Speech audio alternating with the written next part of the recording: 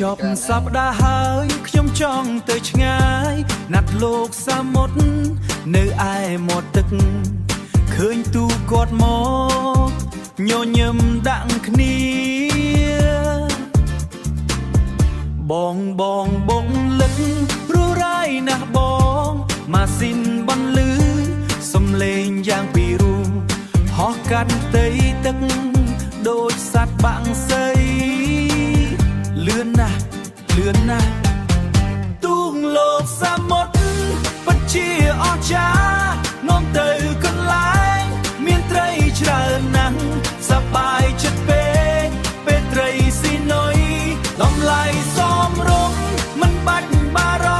ម្ភអូទូណាស់លុបអារម្មណ៍មើលទឹកទន្លេខៀវស្រងាត់ល្អខ្យល់បក់ត្រជាក់ប៉ះកាយរបស់ខ្ញុំគាត់បើកលយណាស់ស្គាល់គ្រប់កន្លែងត្រីធំត្រីតូចស្ទូចបានពេញថងម៉ាស៊ីនបន្លឺសំឡេងយ៉ាងពីរោះអត់មានចន្លោះទេអត់មានទឹកទេលីងដូចសត្វបាំងសីអូនៅតកែនោះអង្គុយលើបាត់ហើយបាច់មើលខាងនោះមកជាអស្ចារ្យទៅបន្ថែមមកមានត្រីច្រើនណាស់សប្បាយចិត្តពេក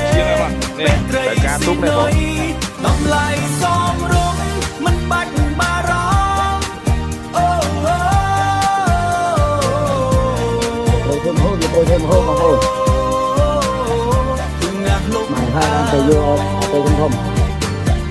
ដៃខ្ញញ័រតិចពេលខ្សែទាញខ្លាំងនេះហើយក្តីសុខដែលខ្ញុំចង់បានមិនចង់ត្រឡប់ទៅផ្ទះវិញឡើយចង់នៅទីនេះជាងហ្នឹងនេះតែការទុកនេះបងអ្នកទាំងអស់គ្នាឡាយទៅបាទ